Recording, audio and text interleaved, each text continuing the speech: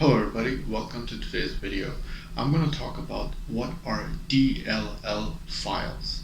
These are very important files when you are a software developer or a coder or you are just installing other parts of software.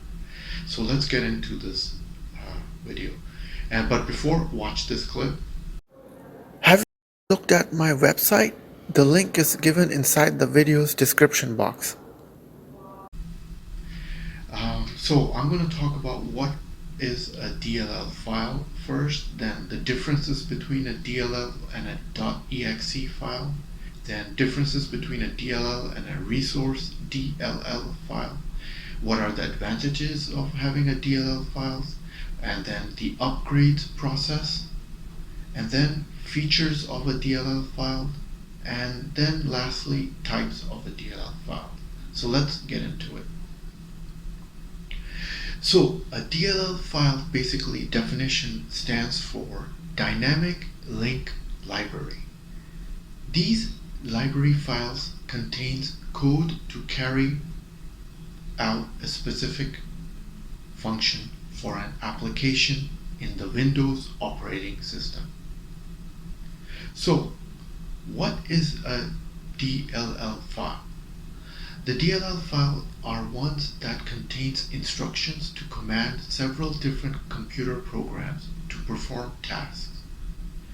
For example, many operating systems use DLL files to do functions and can use these to complete tasks like finding files or storage space.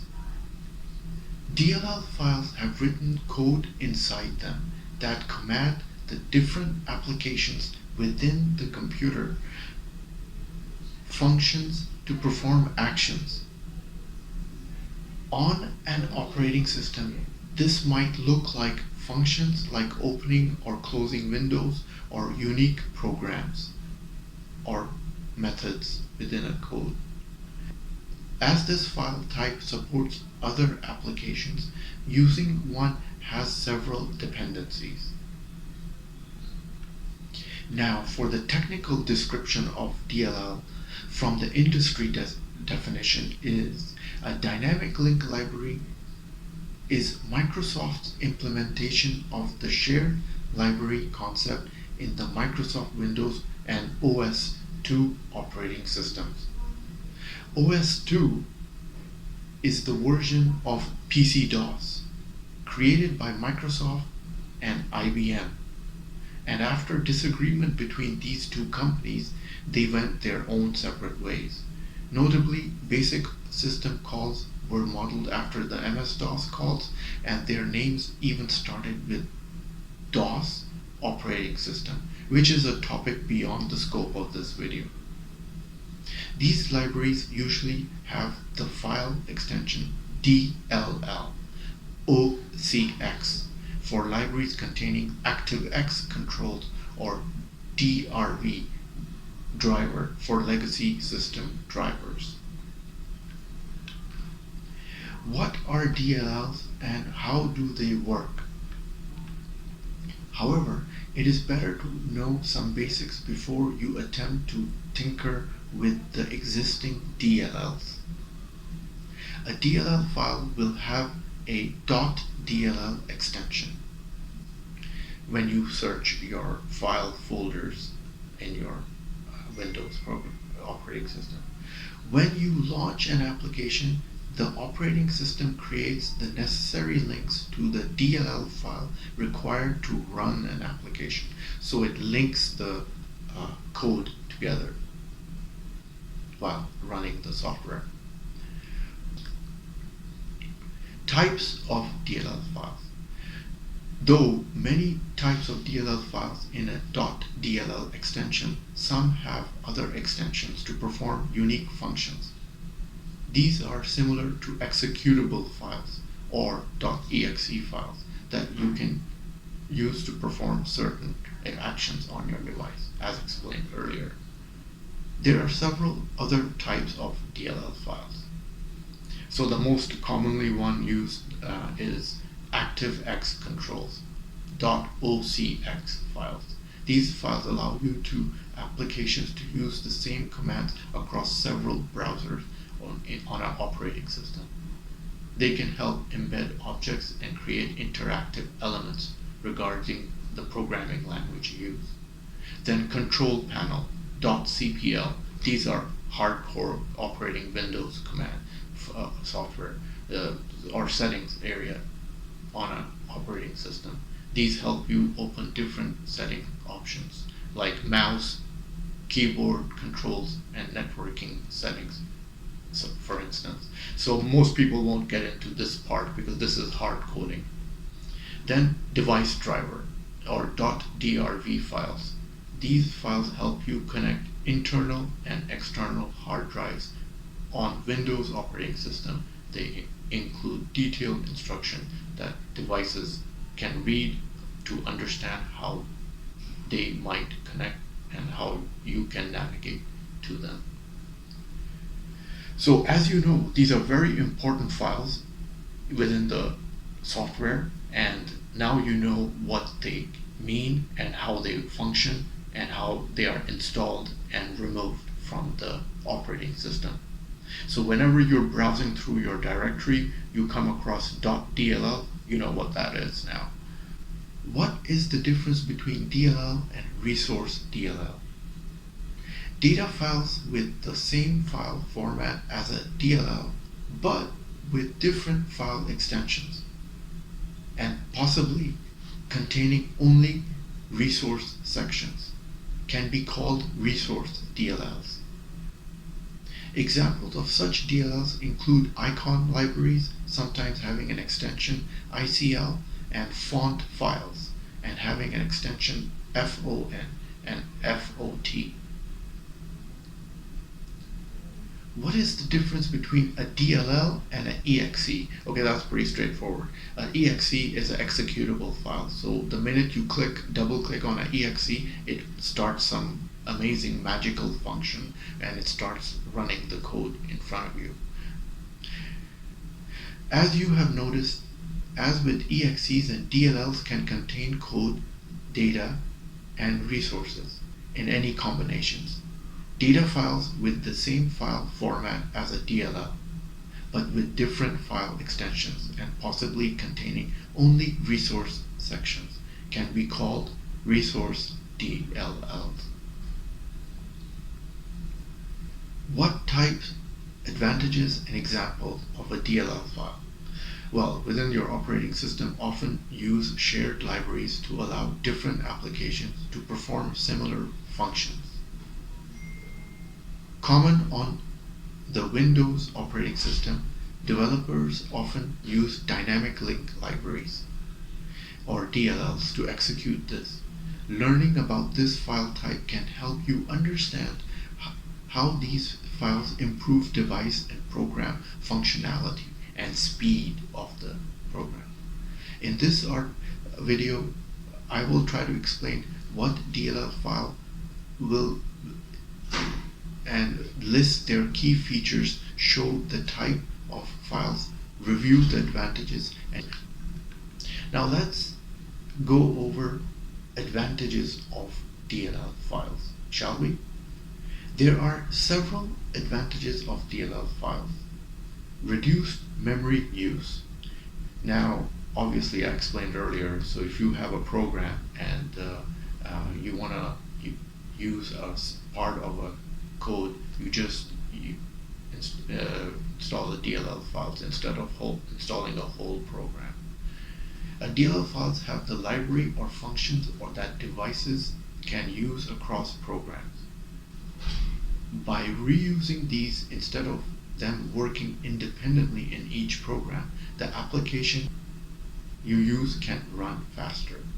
This can also help device memory, as it might not need to run different commands on the background application, improving overall device health and speed. Simplified structure creation. This file type enables you to use dynamic applications with a modular structure. This means that many times a single program might run several modules at once.